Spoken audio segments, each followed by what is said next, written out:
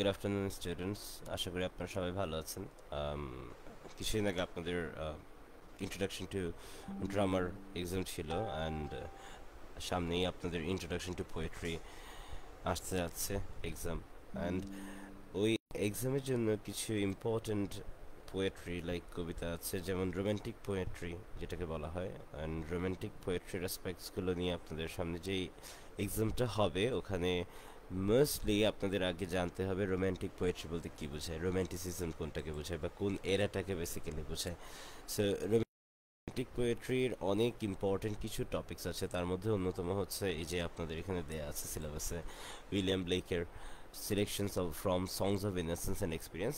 এই পার্টেরই, এই বইটার পার্টেরই কিছু পোয়েমস হচ্ছে chimney sweeper, the nurse's song, holy Thursday, divine image, the lamp. এখন রোম্যান্টিক পোয়েট্রিতে অনেক কিছুই ম্যাটার করে, বা রোম্যান্টিসিজমে অনেক কিছুই বেসিক্যালি ম্যাটার করে। It's not only the love or romanticism between one another, একজন আরেকজনকে পছন্দ করছে এই ব্যাপারে কোনো কিছু না। রোম্যান্টিসিজম হচ্ছে the surrounding that we have, আমাদের চারপাশে যা আছে, আমাদের অ্যাসপারিটিতে যা আছে, আমাদের ইনটাচেবল মোমেন্টসে যারা আছে, সব কিছুকে মিলেই আমরা অ্যাকচুয়ালি রোম্যান্টিক পোয়েট্রিকে খুব বেশি প্রাধান্য দিই। তো এখান থেকে রোম্যান্টিক পোয়েট্রিটা আসে। আর প্রথমে আপনাদের টপিক আছে উইলিয়াম ব্লেকের songs of innocence and experience. এটা বেসিক্যালি একটা বই যেটা এসছে প্রধানত ইনোসেন্স বলতে বেসিক্যালি চাইল্ডহুডকে বোঝানো হয়েছে সবচেয়ে বেশি। যেমন শিশুদের যে নিষ্পাপ মন থাকে বা নিষ্পাপ বিহেভিয়ারগুলো থাকে ওখান থেকে এসছে। আর উইলিয়াম ব্লেকের কথা যদি বলি, তিনি একজন ইংলিশ পোয়েটই ছিলেন না, একজন শিল্পীও ছিলেন, আর্টিস্টও ছিলেন, আবার ফিলোসফারও ছিলেন। অ্যান্ড সং অফ ইনোসেন্স এখানে খুবই পায়াস অ্যান্ড রিলিজিয়াস অ্যাসপেক্টসগুলো সে তুলে ধরেছিল। একজন শিশুর দৃষ্টিতে যেই মনোভাব বা পৃথিবীকে দেখার যেই আনন্দ, ওই জিনিসটা নিয়ে রিপ্রেজেন্ট করেছে। And also the religious love.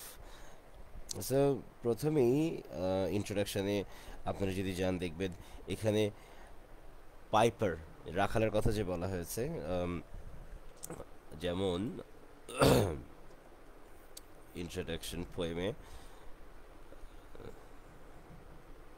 Songs of ইনোসেন্সে একদম প্রথমেই বলা আছে, piping down the valleys wild, piping songs of pleasantly on a cloud I saw a child and he laughing said to me. So এখানে piper বা piping যে আছে, যে piping করছে, এখানে সে বলেছে সে নিজেই, কবি নিজেই একজন রাখালের রূপে আবির্ভূত হয়েছেন, অ্যান্ড তিনি বাঁশি বাজাচ্ছেন আর একটি শিশু তাকে আহ্বান করে বলছেন যে তিনি যেন সবগুলো লিখে রাখেন, অন্যের সে আনন্দের অনুভব করতে পারে। আর এখানে কবি হিসেবে ঈশ্বর প্রদত্ত অনুপ্রেরণা বা ধর্মের প্রতি যেই শিশুদের ধারণা, ওই জিনিসটাকে উনি ওনার মতো করে রিপ্রেজেন্ট করেছে। Pipe a song about a lamp, lamp বলতে এখানে খ্রিস্টিয়ানিটির একটা সিম্বলকে রিপ্রেজেন্ট করা হয়। এখানে ল্যাম্প হচ্ছে one of the most major symbol. So I piped with merry cheer, Piper piped that song again, so I piped, he wept to hear, drop thy pipe, thy happy pipe. এখানে mostly পাইপারের কথা বলা হয়েছে। Piper কিভাবে একজন বাচ্চা হয়ে, বা হচ্ছে কবি নিজে কিভাবে নিজেকে রাখাল বালক হিসেবে রিপ্রেজেন্ট করেছে, মানে সম্পূর্ণ ধর্মের যেই ধর্মের প্রতি যেই ক্লাস্টারিং, এই জিনিসটা রিপ্রেজেন্ট করেছে, ভক্তি, তার ভালো লাগা, সব কিছুকে উনি এখানে শিশুর সুলভ রিপ্রেজেন্ট করেছে তার নিজের মতো করে। আর এখানে সবচেয়ে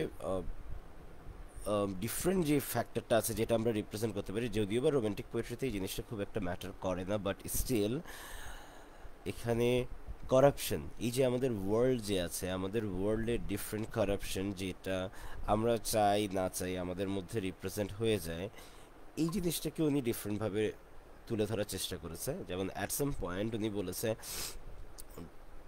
এই যে, and I made a rural pen and I stained with water clear and I wrote my happy songs every child may joy to hear. বাচ্চারা যেটা শুনতে চায় আমি এটা আমার মতো করে লেখা শুরু করেছি।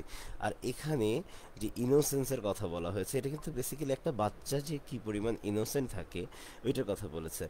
যেমন আরেকটা কথা ছিল ওনার এখানে, অল্টার ইগো যেটাকে বলা হয়, যে পাইপার ঘুরে বেড়াচ্ছে, তারপর ও এসছে বেসিক্যালি, ও পাইপারের রূপে এখানে এসছে একটা চাইল্ডের ভিশন থেকে তার পোয়েমটা লিখতে খুবই ফ্লুয়েন্টলি, ক্রিয়েটিভ জয়, তারপর হচ্ছে আম, পুরোপুরি ইনোসেন্স জিনিসটা, একদম কতটুকু ইনোসেন্ট হওয়া যায় এই জিনিসটা, সব ধরনের পেইন আর সাফারিং একদম একপাশে ফেলে দিয়ে। এটাই হচ্ছে introduction to the songs of ইনোসেন্সের মেইন সামারি। কিন্তু মনে রাখতে হবে এখানে ল্যাম্ব যে কথাটা বলা আছে, pipe a song about a lamb, এখানে ওনাদের ঈশ্বরের যে ভক্তিটা এখানে সে রিপ্রেজেন্ট করেছে। পাইপার ওভাবেই নিজেকে রিপ্রেজেন্ট করেছে চাইল্ড হিসেবে, একজন চাইল্ডের ভিশন থেকে সে সময়টাকে গুরুত্ব দিয়েছে। আচ্ছা, দেন সেকেন্ডে আপনাদের যে ইম্পর্টেন্ট পোয়েমটা আছে সেটা হচ্ছে the nurse's song and sorry the chimney sweeper actually.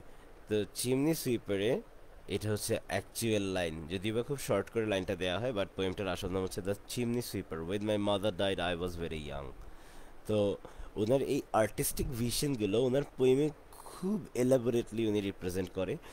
এখন ওনার সিম্বলিজমটা বোঝার মতো মেন্টালিটি আসলে সবার সবসময় একরকম থাকে না, বাট স্টিল আমাদের ওনার সিম্বলসগুলো ফলো করলে পোয়েমগুলো আবার ইজি মনে হয়। যেমন when my mother died I was very young, খুবই সিম্পল একটা লাইন। অ্যান্ড মাই ফাদার স্কোল me while yet my tongue could scarcely cry, weep, weep, weep, weep. So your chimneys I sweep, and in soot I sleep. So এটা হচ্ছে basically এই যে স্ট্যান্ডা by analysis যেটাকে বলে। এখানে 24 লাইনের এই পোয়েমটাতে একটা ছোট ছেলের কথা বলা হয়েছে। দেখেন এখানেও কিন্তু একটা ছোট ছেলে, ইনোসেন্স, এই যে ইনোসেন্ট ভাবে রিপ্রেজেন্ট করা, যে মা মারা যাওয়ার পরে তার বেসিক ফিলিংসটা কী হওয়ার কথা। তাহলে এখানে লিটল বয়টা যখন খুব ছোট ছিল তখন তার মা মারা গিয়েছে, তো ছোট ছেলেটাকে তার বাবা কি করেছে, একজন মাস্টারের কাছে সেল করে দিয়েছে। দেন ওখান থেকে সুইপ অ্যান্ড ক্রাইড উইপ যেটা এসছে, আমরা যখন চোখ মুছি এই জিনিসটাকে উইপ বলা হয় বা ওয়াইপ বলা হয়, ওয়েপটা ওয়ে। তো এখানে উইপটা 3বার ইউজ করেছে বা 4বার ইউজ করেছে, এটা হচ্ছে একটা প্যাথেটিক সিগনিফিকেন্স, যে বারবার তার চোখ মুছতে মুছতেই সময় চলে যাচ্ছিল, মানে সে যেখানেই গিয়েছে তার শুধু চোখই মুছতে হতো, তার হয়তো বা পুরোনো কথা মনে পড়তো, মায়ের কথা মনে পড়তো এই জায়গা থেকে। And sleeping at night in the soot smeared body without washing of the soot which was cancerous, মানে হচ্ছে এখানে যে স্যুট ছিল বা চিমনি ছিল, চিমনিটা মুছা ছাড়া সে কখনোই ঘুমাতে পারতো না। দ্যাট মিনস তাকে যে মাস্টারের কাছে সেল করা হয়েছিল, এখানে চাইল্ডস ক্রুয়েলিটি মেনশন করা হয়েছে, মানে একটা বাচ্চাকে অ্যাবিউজ করা হচ্ছে, কাজ করানো হচ্ছে তাকে দিয়ে, অ্যান্ড সে না চাইতেও তাকে দিয়ে কাজ করানো হচ্ছে, যতক্ষণ পর্যন্ত তার কাজ কমপ্লিট হচ্ছে না ততক্ষণ পর্যন্ত তাকে তার মাস্টার ঘুমাতে দিত না। আচ্ছা, সেকেন্ড স্ট্যান্ডাতে আপনারা দেখতে পাবেন এই যে দেখেন হাশ টম, এটা সবার আগে চোখে পড়ে, hash Tom never mind it. তো দেখেন এখানে আফিল টেল অফ টম ডাকরে অথবা হচ্ছে ডাস্টার কথা বলা হয়েছে। এটা খুব ফেমাস একটা ক্যারেক্টার, ব্লেকের অনেকগুলো পোয়েমে আমরা টমকে পাবো, ওকে ডাক্তার বলা হতো বিকজ ও লেডি ড্যাকরে আলমস হাউসের একজন সেন্ট জেমস স্ট্রিটের বাকিংহাম রোডে থাকতেন। অ্যান্ড ওনাকে বেসিক্যালি মেনশন করা হতো বিকজ উনি বসে বসে, সরি নট বসে বসে, অ্যাকচুয়ালি উনি ঘুরে বেড়াতেন অরফেন্স খোঁজার জন্য, অরফেন্স অনাথ বাচ্চাদেরকে খোঁজার জন্য, যাদেরকে অনলি পুয়ার ফ্যামিলিরা অথবা হচ্ছে পুয়ার যারা অনেক বেশি, ওখানে থেকে যেন অ্যাডপ্ট করা যায়। সবচেয়ে বেশি উনি খুঁজতেন পুয়ারদেরকে অ্যান্ড অরফেন্সদেরকে। তারপর উনি সিমিলারলি টমকেও অ্যাডপ্ট করে অ্যান্ড তারপরে মাস্টার সুইপের কাছে বেঁচে দেয়। তারপর Tom wept when his head was shaved, মাথা ইয়ে করে দিত, ন্যাড়া করে দিত, যেটাকে বলে চুল সব ফেলে দিত। Just as the back of a lamb is shaved for wool, এখানে ভেড়াকে কিন্তু আবার সিম্বল হিসেবে রিপ্রেজেন্ট করেছে। অ্যান্ড আরেকটা কথা বলে দিয়েছে, ভেড়া খুবই শান্তশিষ্ট, এই জিনিসটা এখানে মেনশন করেছে। সো ভেড়াকেও মানে ল্যাম্বকেও ইনোসেন্ট হিসেবে রিপ্রেজেন্ট করেছে। সো ওদের উল নিয়ে ফেলা হয়, কেউ কিছু বলতে পারে না। অ্যান্ড এটাও বলেছে Tom not to weep and keep his face, the speaker told Tom that without hair the suit won't spoil his white hair and there will be no risk of the hair catching fire. এই যে chimney পরিষ্কার করার সময় যদি চুলে আগুন লেগে যায়, এই আগুন লেগে গেলে যদি সব নষ্ট হয়ে যায়, এই জায়গা থেকে বলেছে চুল ফেলে দিলে কোনো ক্ষতি হবে না, যেটাকে আমরা বাচ্চাদেরকে বোঝানোর জন্য যে কাজটা করি, যে না এই কাজটা করলে হয়তো বা ক্ষতিটা হবে না, তারপরে তুমি কাজ করো, এই জিনিসটা এখানে রিপ্রেজেন্ট করেছে সেকেন্ড স্ট্যান্ডাতে। থার্ড স্ট্যান্ডাতে যেটা বলা হয়েছে এটা হচ্ছে, এটা কিন্তু পুরোপুরি একটা ইনোসেন্ট বয়ের স্টোরি, এখানে আদার কোনো কিছুই নেই, বাট সিম্বলাইজেশনসগুলো আমাদের ফলো করতে হবে। সেটা হচ্ছে এই যে চাইল্ড অ্যাবিউজ করা বা হচ্ছে চাইল্ড ক্রুয়েলিটি, ওয়ার্ল্ডস ক্রুয়েলিটি, যে মা মারা যাওয়ার পরে ছেলেকে নিয়ে বেঁচে দেওয়া হয়েছে, বাবা বাবা বেঁচে দিয়েছে এই জিনিসটা। তারপর এখানে কনসোলিং কিছু ওয়ার্ডস দিয়েছে, মানে সান্ত্বনা পূর্বক। Tom saw a wonderful vision. He saw in his dream that many climbing boys or chimney sweeps were named Dick, Joe, Ned and Jack were dead and their bodies were lying in caged coffins made of black colored wood. এটা হচ্ছে একটা দুঃস্বপ্নের কথা বলেছে, যেটা সে দেখেছে স্বপ্নে। চারটে ছেলে, Dick, Joe, Ned and Jack, ওরা মরে পড়েছিল, ওদের বডি কেস্ট কফিনে ছিল, made of black coloured wood, মানে কাঠের পুতুলের মতো অনেকটা। ওর ভিশন কন্টিনিউ হয়েছে, এটা হচ্ছে সে স্বপ্ন দেখছে। An angel who was carrying a shining key came near the coffins, the angel open the coffins containing the bodies and set all the bodies free from the bondage of coffins. প্রথমে dead বডিজগুলো দেখেছে কফিনে, তারপর দেখলো একটা Angel এসছে। এটাই হচ্ছে happy moment, যে এঞ্জেলটা আসার পরে সে দেখেছে কফিনটা খুলে গিয়েছে অ্যান্ড ডেড বডিগুলো চলে যাচ্ছে, ফ্রিলি মুভ করছে। এটাই হচ্ছে সিম্বলাইজিং দ্য চিমনি। চিমনিটাই হচ্ছে একটা স্তূপের মতো ছিল, যেখান থেকে বের হওয়ার একটা উপায় ছিল হয়তোবা, সেখান থেকে সে মুক্তি পেয়েছে। and ran down the green ground, washed in the water of a river, and dried themselves in the sunlight. তারপর তারা ছুটে বেরিয়েছে, ঘুরে বেরিয়েছে, আর চিলড্রেনরা ডার্ক চিমনি থেকে নিজেদেরকে লিবারেটেড করেছে। এনস্লেভমেন্ট যেটা বলা হয়েছে, মানে কৃত দাসত্ব বা দাসত্ব থেকে মুক্তি পেয়েছে। তারপর আইডেলিক নেচার বা তিনি ইভেন দেখেন এইখানে আবার নেচারের রিপ্রেজেন্টেশন যেটা আছে, প্রকৃতি কি সুন্দর হতে পারে বা প্রকৃতি গিয়ে তারা কতটা স্বাধীনতা অনুভব করছিল, এই জিনিসটাও রিপ্রেজেন্ট করা আছে স্ট্যান্জা 4-এ। অ্যান্ড নিজেদেরকে after so many years or 5 years নিজেরা কিভাবে সেফলি রিপ্রেজেন্ট করেছে। আচ্ছা, এটা হচ্ছে ড্রিম ভিশন, যেখানে আমরা একটা ইমাজিনারি থটও পাচ্ছি, বাচ্চাদের স্বপ্ন বিভিন্ন রকম হতে পারে, এই রিপ্রেজেন্টেশনও আমরা এখানে দেখতে পাচ্ছি। তাহলে the boy continues to narrate Tom's dream, টমের ড্রিমকে আবার ন্যারেট করছে। They were all naked while after washing, now naked and white, the little chimney sweeps ride the clouds and play with the wind. The angel told Tom that he would be a good boy and never want joy. He would have God for his father. The line all their bags left behind suggests the freedom from the baggage of chimney sweeping and their dark life. তাহলে এখানে কি বলেছে, এই যে freedom দিয়েছে, এই যে all দেয়ার bags left behind বলতে হচ্ছে বেসিক্যালি সম্পূর্ণ ডার্কনেস, অন্ধকারে আচ্ছন্ন যে জীবনটা, ওইটা পিছনে ফেলে সামনের দিকে এগিয়ে আসছে, অ্যান্ড ওরা ভালো কিছুর দিকে আগাচ্ছে। অ্যান্ড এই এলুডেক্সেন বা হ্যাভেনের যে আফটার লাইফ বা চিলড্রেনের যে ডিউটিফুল কাজগুলো, এফিসিয়েন্সিগুলো, এই শুধু চিমনি পরিষ্কার করা বা হচ্ছে কাজ করানো, এই অপ্রেসিভ বা ক্রুয়েল ওয়ার্ল্ডে যেই মোমেন্টাস ব্যাপারগুলো আছে, যেগুলো অনেক আগে থেকে চলে আসছে, বাচ্চাদেরকে দিয়ে কাজ করানো, বাচ্চাদেরকে পজিটিভ একটা ওয়েতে রাখা, এই জিনিসগুলো থেকে দূরে আনার জন্যই হচ্ছে মোস্টলি এই ধরনের পোয়েমগুলো লেখা হতো। This is the life they want, the joy, being happy, the self contaminations দূর করার জন্য, রিক্রিয়েশনস পাওয়ার জন্য যে ব্যাপারগুলো। দেন এটা আরও কন্টিনিউ করেছে। টম তারপর উঠে গেল, ওর ভিশন ভেঙে গেল, অ্যান্ড তারপর যখন ওর বেড থেকে ডার্কের দিকে গেল, এই যে সিম্বলাইজিং the pervasive darkness of their life, they made themselves ready to work, taking their bags of soot and brushes to clean the chimney. The morning was cold, but Tom, after the dream, was feeling warm and happy. মানে তার সকালে ঘুম থেকে উঠে ঠিকই কাজ করতে হয়েছে, বাট সে স্বপ্নটা দেখার কারণে অনেক বেশি হ্যাপি ফিল করতেছিল। আর এখানে বেসিক্যালি ব্লেক রিয়েলিটিটাকে রিপ্রেজেন্ট করা হয়েছে, আইডেলিক নেচারকে রিপ্রেজেন্ট করা হয়েছে, যেটা ডিস্টার্বিং ইমাজিনারি, ইয়াং বাচ্চাদের সাথে যেটা করা উচিত না, তারপরেও যেটা হচ্ছে, ওই জিনিসটাকে তুলে ধরা হয়েছে। আবার তারা যে এত কিছুর মধ্যেও নিজেদেরকে সাজিয়ে গুছিয়ে রাখছে, নিজেদের মতো করে স্বপ্ন দেখছে, এই ব্যাপারটাকেও আলাদাভাবে রিপ্রেজেন্ট করা হয়েছে। অ্যান্ড দেন কামস এই যে এটা হচ্ছে, দেখেন এখানে এই জিনিসটাই রিপ্রেজেন্ট করেছে সবার আগে, সেটা হচ্ছে মা মারা যাওয়ার পরে তার লাইফের বেসিক অ্যান্ড মেজর চেঞ্জেসটা এসছে। এই যে এখানে টপিক ছিল উইলিয়াম ব্লেকের পোয়েমে 90% অ্যাকিউরেসি ছিল, অ্যাবিউজ ছিল 85%, চাইল্ডহুড 85%, ক্রিশ্চিয়ানিটি ছিল 83%, ইমপ্রিজনমেন্ট ছিল, এই যে বাচ্চারা বন্দি ছিল ঘরে, এটাকে ইমপ্রিজনমেন্ট বলা হয়, ইনজাস্টিস ছিল, অফকোর্স ইনোসেন্স ছিল 87%। এত কিছুর পরেও সে স্বপ্ন দেখছিল। So this is the thing for actually the chimney সুইপারের ক্ষেত্রে। তারপর আপনাদের one of the most important one হচ্ছে এই যে দ্য নার্সেস সং। এখন আমরা যদি সবগুলো পোয়েম অ্যানালিটিক্যাল ওয়াইজ পড়তে চাই, তো দেখা যাবে উইলিয়াম ব্লেকের পোয়েমের one of the most common and major theme হচ্ছে mostly if you say so the innocence. Innocence সবচেয়ে বেশি খুঁজে পাওয়া যায়। ইনোসেন্সের পাশাপাশি আরেকটা জিনিস খুঁজে পাওয়া যায়, সেটা হচ্ছে the natural beauty of the surrounding. And আরেকটা জিনিস হচ্ছে the Christianity, the love for the religion, the religious aspect. যেমন হোলি থার্সডের কথা যদি বলেন, ডিভাইন ইমেজের কথা যদি বলেন, ইভেন দ্য ল্যাম্বের কথা যদি বলেন, এটা পুরোপুরি খ্রিস্টিয়ানিটিকে রিপ্রেজেন্ট করে। আর চিমনি সুইপার, নার্সেস সং, তারপর হচ্ছে লন্ডন এক্সপিরিয়েন্স, এই পোয়েমগুলো অনেক বেশি ইম্পর্টেন্ট। ল্যাম্পটা অনেক বেশি ইম্পর্টেন্ট বিকজ এটার ইনোসেন্স অ্যান্ড রিপ্রেজেন্টেশন যেগুলো আছে ওগুলো খুব লেথাল, মানে না চাইলেও অ্যাসপাইরিটি মেনটেন করতে হচ্ছে। কারণ এই পোয়েমগুলো যখন ইমার্জ করা হয় তখন তাদের থিমেটিক যে পারসেপশনস ছিল ওই পারসেপশনসগুলোকে adversely and accurately 20 more years ধরে রিপ্রেজেন্ট করা হয়েছিল।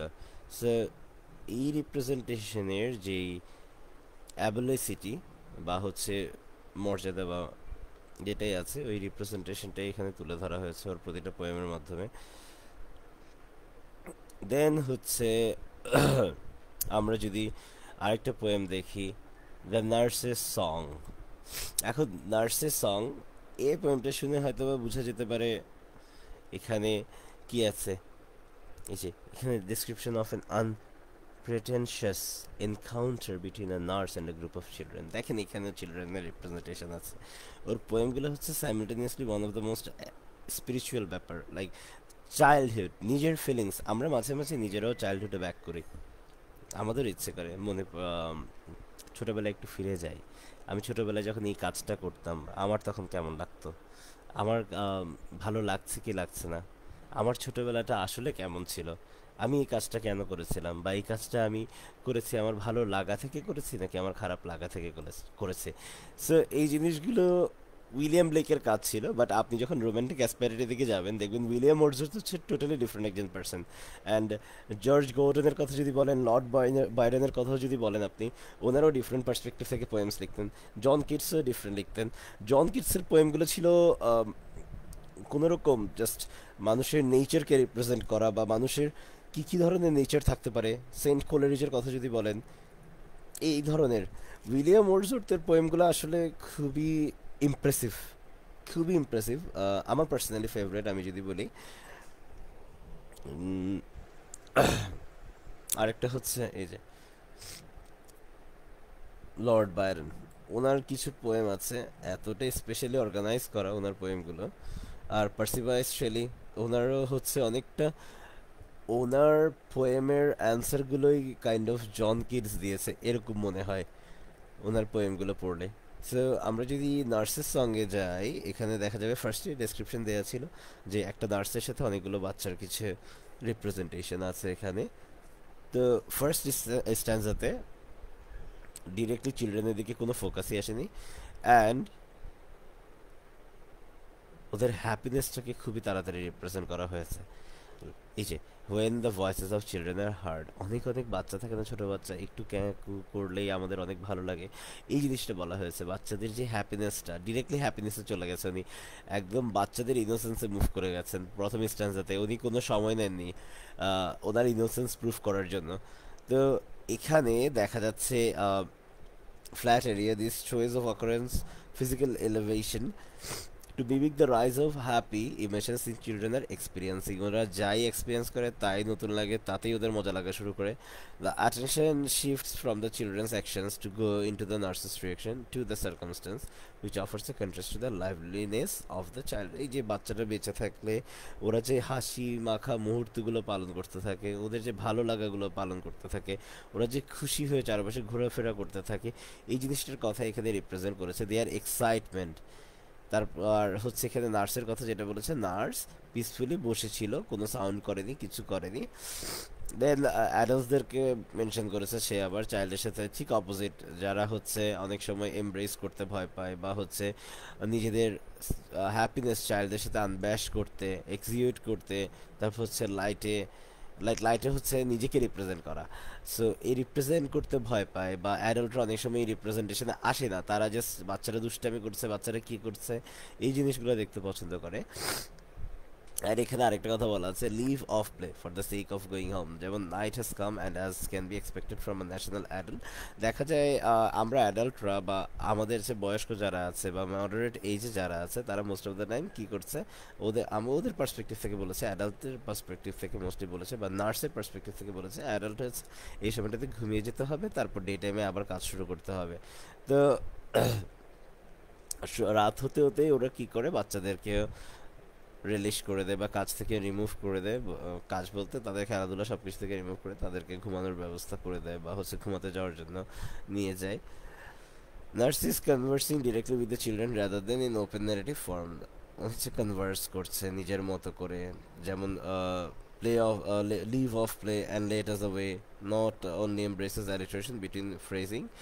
আচ্ছা, but it sounds endearing in a way that feels it's a custom made of children, মানে বাচ্চাদের যেই দুষ্টামিগুলো, তাদের অ্যাপিয়ারেন্সেসগুলো, এই ধরনের জিনিসগুলো। No no let us play for its yet day, এখান থেকে বোঝা যাচ্ছে নার্স নিষেধ করার পরেও বাচ্চারা বলছে না, আমাদেরকে খেলতে দাও।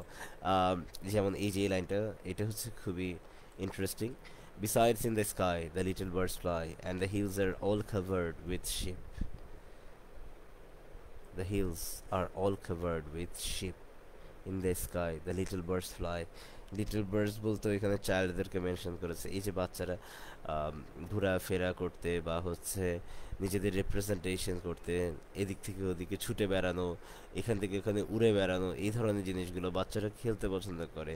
যত যাই হয়ে যাক, বাচ্চাদের সাথে কেউ সময় দিলে, বাচ্চাদেরকে কেউ সব কিছু বুঝিয়ে দিলে, ওদেরকে যতক্ষণ সময় দেওয়া হয় ওরা নিজেদের মতো করেই সময় কাটাতে পছন্দ করে। এই বাচ্চাদের ইনোসেন্স, ওরা না বুঝে না জেনে নিজের মতো করে যেই ধরনের কাজগুলো করতে পছন্দ করে, ওই পছন্দ করার ব্যাপারটাই হচ্ছে বেসিক্যালি এখানে রিপ্রেজেন্ট করা হয়েছে। অ্যান্ড উইলিয়াম ব্লেক আসলে এই রিপ্রেজেন্টেশনটা খুব ডিফারেন্টভাবে করতেন। উনি লিটারালি এমনভাবে পোয়েমগুলো লেখার চেষ্টা করতেন, ওনার পোয়েমে প্রায় সময় উনি মেনশন করতেন আম, উনি নিজেই একটা বাচ্চা হয়ে গেছে, উনি একটা বাচ্চার পার্সপেক্টিভ থেকে না, উনি একটা বাচ্চা হয়েই লিখতে পছন্দ করতেন। যার কারণে এই যে the little one slipped and shouted and laughed and all the hills echoed, মানে এই যে ওরা হেসে উঠছে, খেলে উঠছে, আওয়াজ করে উঠছে, এগুলো হচ্ছে একো হচ্ছে, বারবার ধাক্কা খেয়ে আবার তাদের কাছে ফিরে আসছে। এটা শুনতেও নাকি ভালো লাগতো তার কাছে। তো play till the light fades away, এখানে একটা কথা আবার নার্সের ইনস্ট্রাকশন দিক থেকে বলা হয়েছে, যতক্ষণ পর্যন্ত রাতের আলো চলে না আসে বা যতক্ষণ পর্যন্ত দিনের আলো চলে না যায় ততক্ষণ পর্যন্ত খেলতে থাকো। অ্যান্ড সে এটাও এডমিট করছে যে ওদের ভ্যালিডিটি বা হচ্ছে সময়টা একটা নির্দিষ্ট থাকে, যে সময় পরে তারা নিজেরাও টায়ার্ড হয়ে যায়, অ্যান্ড ওইটার পরে তারা আর কোনো ধরনের সাউন্ড করে না বা হচ্ছে খেলাধুলা করতে চায় না, ঘুমিয়ে যেতে চায়। এখন এখানে অ্যাডাল্টের কথা আর চাইল্ডহুডের কথা অনেক সুন্দরভাবে রিপ্রেজেন্ট করা হয়েছে। যেমন মোস্ট ইম্পর্টেন্টলি এখানে যেটা বলা হয়েছে, চাইল্ডরা এত ইনোসেন্ট হয়, এতটা নেগোশিয়েবল হয় যে ওদেরকে যে কোনো ইনস্ট্রাকশনস ওদের মতো করে দিলেই হচ্ছে। ওখানে কোনো ধরনের কম্বিনেশন অ্যান্ড ফ্রাস্ট্রেশন দরকার হচ্ছে না, যে এটা করো, ওইটা করো, এভাবে করো, ওভাবে করো। ওরা ওদের মতো সব কিছু করে যাচ্ছে, ওরা ওদের মতো করে নিজেদেরকে রিপ্রেজেন্ট করে যাচ্ছে। This is how a lamb is either, এখানেও কিন্তু ল্যাম্বের কথা বলেছে। ইফ উই সি সো, এই যে থার্ড স্ট্যান্সার কথা যদি বলেন, এই যে ship representation of Christianity. So এই রিপ্রেজেন্টেশনটাই রিলিজিয়াস অ্যাসপেক্টটা উইলিয়াম ব্লেকের পোয়েমে পাওয়া যায়। অ্যান্ড উইলিয়াম ব্লেকের রিপ্রেজেন্টেশনে Christianity is all about innocence and attributal, like নিজেদেরকে যতটা স্মুথলি অ্যান্ড কোর্ডিয়ালি রিপ্রেজেন্ট করা যায় মানুষের কাছে। তারপর দি ল্যাম্ব, এটা তো আগেই বলে দিয়েছে আপনাদেরকে, এই যে সং অফ ইনোসেন্সে বলা আছে, one of the great lyrics English লিটারেচারের। তো এই যে এই ছবিটা দেখলেই বোঝা যায়, innocence, divine creation and humanity drawing a connection between nature and spirituality.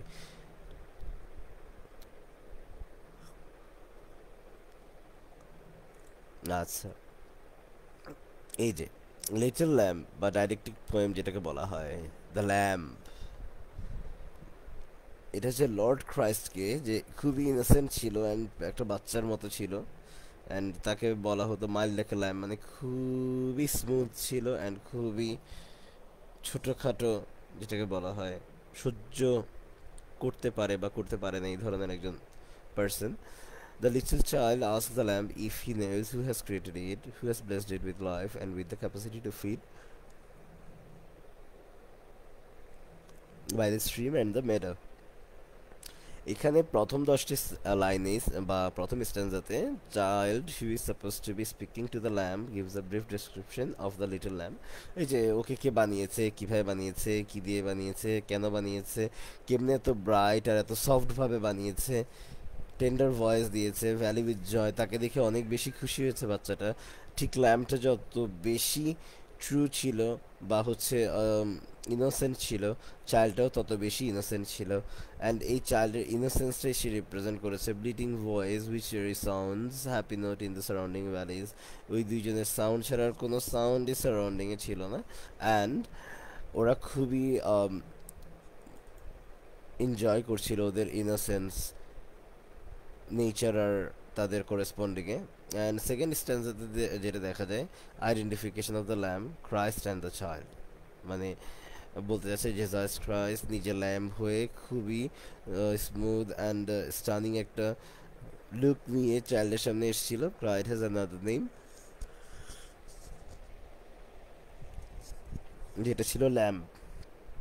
Because Christ is meek and mild like lamb, খুবই, যেটাকে আমরা খুবই সফট বলি অ্যান্ড কোল্ড বলি, খুবই পার্সোনাল যেটাকে বলা হয়, এটা সাবমিসিভ অ্যান্ড সফট একটা জিনিসকে রিপ্রেজেন্ট করেছে.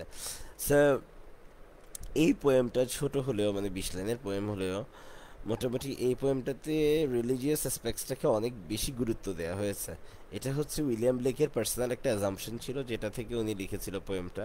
অ্যান্ড এই অ্যাজাম্পশনস ক্লিয়ার করতে গেলে অ্যাকচুয়ালি বাইবেলের কিছু ইম্পর্টেন্ট পার্টস আমাদের জানা দরকার পড়ে. তো যদিও বা সম্ভব হয় না at some point, but it is very interesting যে ওদের বাইবেলে এই খ্রিশ্চিয়ানিটি যেই ধর্মটা আছে এই জিনিসটাকে রিপ্রেজেন্ট করা হয় খুবই ইনোসেন্স অ্যান্ড পিউরিটি, এই দুটো জিনিস দিয়ে.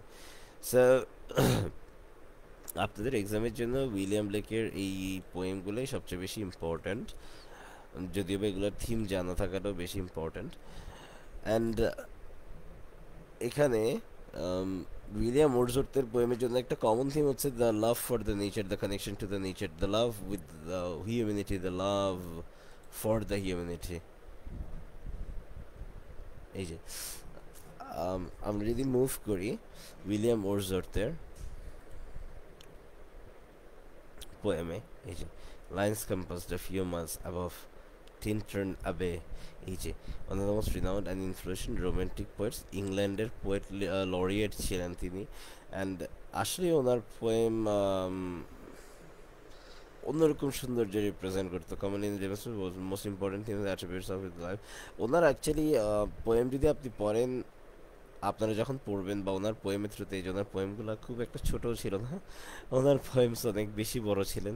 অ্যান্ড পোয়েমসগুলো এক একটা এত ডিটেইলড, এতটা ডিটেল ছিল অ্যান্ড এতটা রিপ্রেজেন্টেশনস নেচারের প্রতি, মানে কারোর যদি নেচারের প্রতি ন্যূনতম ধারণাও না থাকে তারও মুখস্থ যাবে নেচার কতটা সুন্দর হতে পারে. অ্যান্ড ওনার পোয়েমের রিপ্রেজেন্টেশন আমরা জীবনানন্দ দাশের পোয়েমেও মাঝে মাঝে পাই. কারণ যতটুক আমার জানা মতে, বা as I student of English literature and language, and এটা খুবই কমন যে পোয়েট্রির কিছু মেজর পোয়েটসদেরকে মনে রাখা. যেমন একজন হচ্ছে উইলিয়াম ওয়ার্ডসওয়ার্থ, আমি আগেই বলেছি আমার one of the personal favourite is William Wordsworth.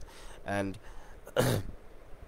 দেখেন ওনার সেটিংস, ইমোশনস, এই জিনিসগুলোর মধ্যে দিয়ে যখন আপনি যাবেন তখন অ্যাকচুয়ালি বুঝে যাবেন যে পোয়েম কী ধরনের হতে পারে, বা পোয়েমের চেয়ে হচ্ছে কি সুন্দর একটা সারাউন্ডিং হতে পারে. উনি ওনার লাইফ লিটারালি ভিলেজ লাইফে কনভার্ট করেছিলেন শুধুমাত্র এই নেচারের কাছাকাছি থাকার জন্য. ওকে, সো আপনারা যদি দেখেন এখানে ওয়ার্ডসওয়ার্থ বলেছে has returned a place he has not been for 5 years, 5 বছর উনি ছিলেন না, 5টা গ্রীষ্মকাল তিনি সেখানে ছিলেন না, 5 সামার্সের কথা মেনশন করেছে.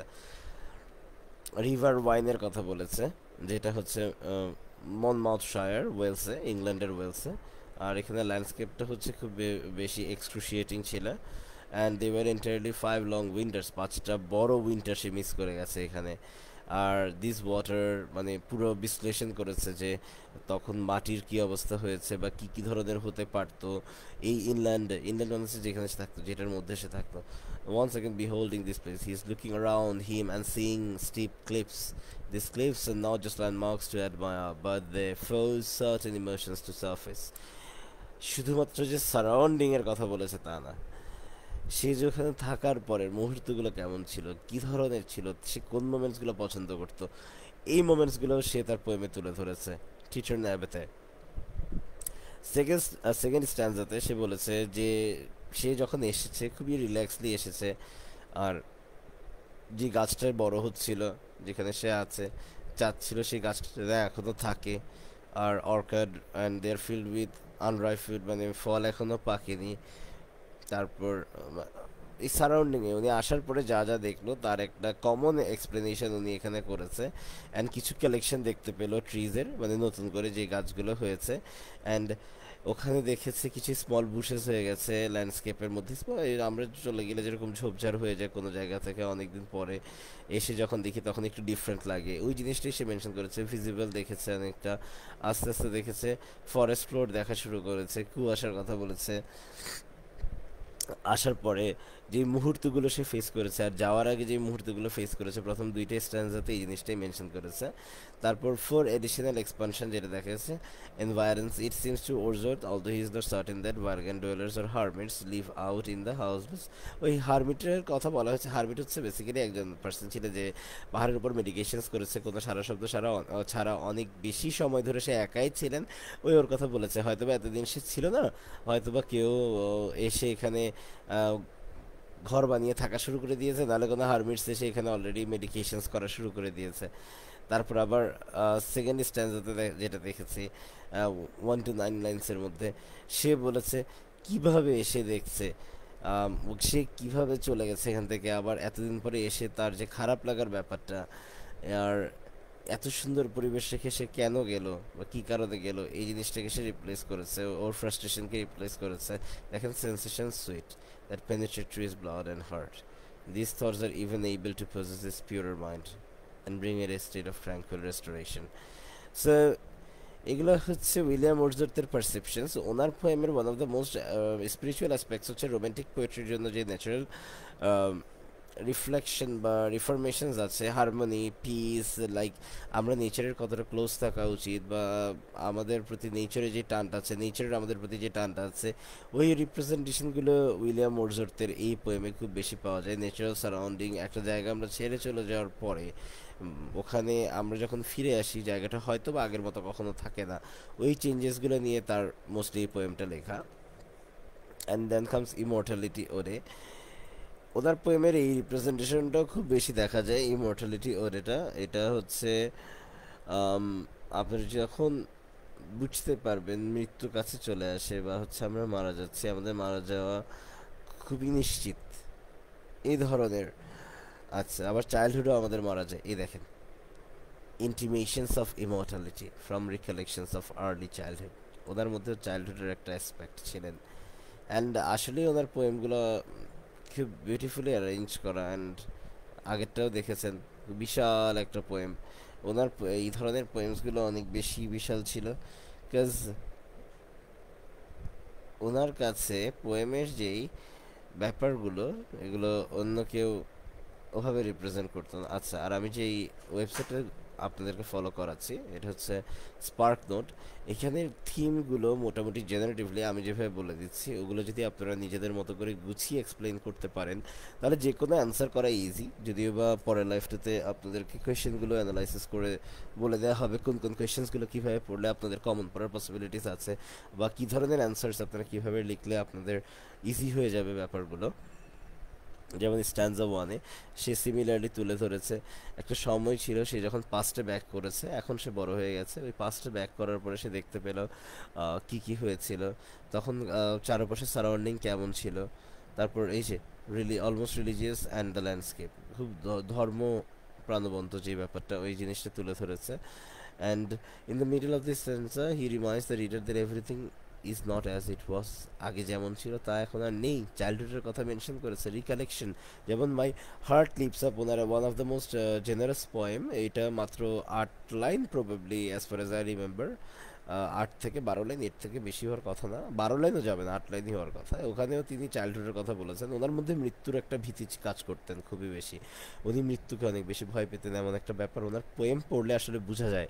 এখন কেউ যদি এখন ডিপলি কোনো পোয়েম পড়বে বা বুঝতে পারবে, তখন আসলে পোয়েম পড়ার আসল মজা পাওয়া যায়। এখন পোয়েম পড়ছি পরীক্ষার জন্য, তো ভালো লাগছে, পরীক্ষা পাশ করতে হবে, তখন আসলে পোয়েম বোঝা যায় না, বাট পোয়েমগুলো যখন আমরা ডিপলি পড়ি তখন ইমোশনস বুঝতে পারার যে ব্যাপারটা, এই জিনিসটা, এই যে he speaks on the rainbow and the rose, my heart leaps আপেও আছে রেইনবোর এক্সাম্পল। উনি সবসময় একটা জায়গাকে এমনভাবে রিপ্রেজেন্ট করে যেন মনে হয় বারবার একটা নতুন জায়গায় এসে যাচ্ছে না, সে একই জায়গাকে ডিফারেন্টভাবে রিপ্রেজেন্ট করে, ডিফারেন্টভাবে রিপ্রেজেন্ট করতো, এই ব্যাপারটা তার অ্যাসপেক্টসের মধ্যে ছিল। অ্যান্ড আমরা যদি দেখি থার্ড স্ট্যান্ডার কথা, এখানে রিদমিক সিন করেছে। আচ্ছা, এটা একটু পড়ে দিই আপনাদেরকে।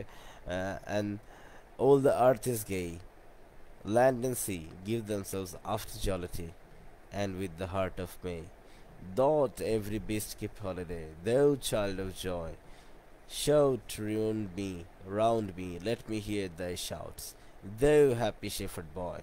So ওদের মধ্যেও উইলিয়াম ব্লেকের একটা রিফ্লেকশন পাওয়া যায়, অ্যান্ড সত্যি বলতে উইলিয়াম শেক্সপিয়ারের পোয়েমের রিফ্লেকশন ওনার মধ্যে পাওয়া যায়, কারণ তখন এই ব্রিটিশ রাইটিংগুলো বা হচ্ছে ওয়ার্ডসগুলো কাইন্ড অফ এই ধরনের ছিল, দেউ ডাস্ট, তারপর হচ্ছে দাই। তো উনি এক্সপ্লেন করেনি একটা জিনিস, সেটা হচ্ছে it was likely something natural, the sound of a bird or other creature, কোনো একটা ক্রিয়েচারের সাউন্ডের কথা বলেছে, যেটি ইমর্টালিটি রিপ্রেজেন্ট করে, বা হচ্ছে উনি আর কষ্ট ফিল করতে যাচ্ছে না, বা হচ্ছে উনি সেলিব্রেট করা শুরু করেছে, উনি সেলিব্রেট করা শুরু করতে চাচ্ছে, এই যে he takes note of the gay or happy nature of the earth and the way the land and sea give themselves freely in joy. আচ্ছা, এই যে জাক্সটাপোজিশন, এটা কি একটা লিটারারি ডিভাইস, এটা হচ্ছে কম্পেয়ার অ্যান্ড কন্ট্রাস্ট করে, এটা কিন্তু ওনার পোয়েমের প্রতিটাতেই আছে। এই জিনিসটা আপনারা যদি পারেন মনে রাখতে, তাহলে অবশ্যই লেখার চেষ্টা করবেন পরীক্ষার খাতায়, মার্ক করে বলে দিলাম। আর ফোর্থ স্ট্যান্জাতে হচ্ছে ক্রিয়েচার বা ব্লেসড ক্রিয়েচার আমাদেরকে বলা হয়েছে, বা আমরা যারা দুনিয়াতে বেঁচে আছি, এত সুন্দর স্মৃতি, এত সুন্দর পরিবেশ, এত মায়া মমতা আমাদের নেচারের প্রতি, এই জিনিসগুলোকে সে খুব পার্টিকুলারলি রিপ্রেজেন্ট করতো। তার কাছে নেচার আসলেই সামথিং এলস, যেটা যেমনই হোক, but nature is the nature to him, and he always loved being one of the part of the nature. উনি মনে করতেন যে নেচার যদি ওনাকে এখনও ডুবিয়ে ফেলে, তাহলে উনি এখনই ডুবে যাবে।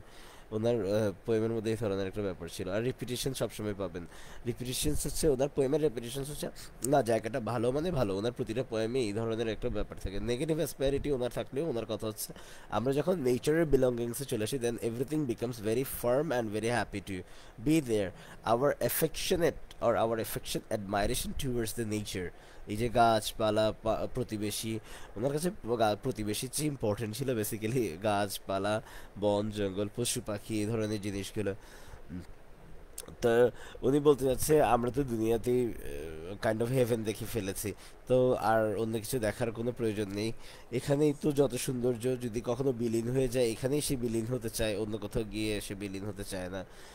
সো মোস্টলি একটা বাচ্চার কথা থেকে সে বলেছে যে তার প্রিভিয়াস মেমোরিজকে সে রিপ্রেজেন্ট করে যখন সে বাচ্চার কথা বলে। কারণটা হচ্ছে, তার কথা হচ্ছে এই যে বাচ্চা থেকে আস্তে আস্তে বড় হয়েছে, এই বড় হওয়ার যে ব্যাপারটা, এই যে বড় হয়ে আস্তে আস্তে সে এখানেই আছে, এখানেই সে শেষ হয়ে যেতে চায়।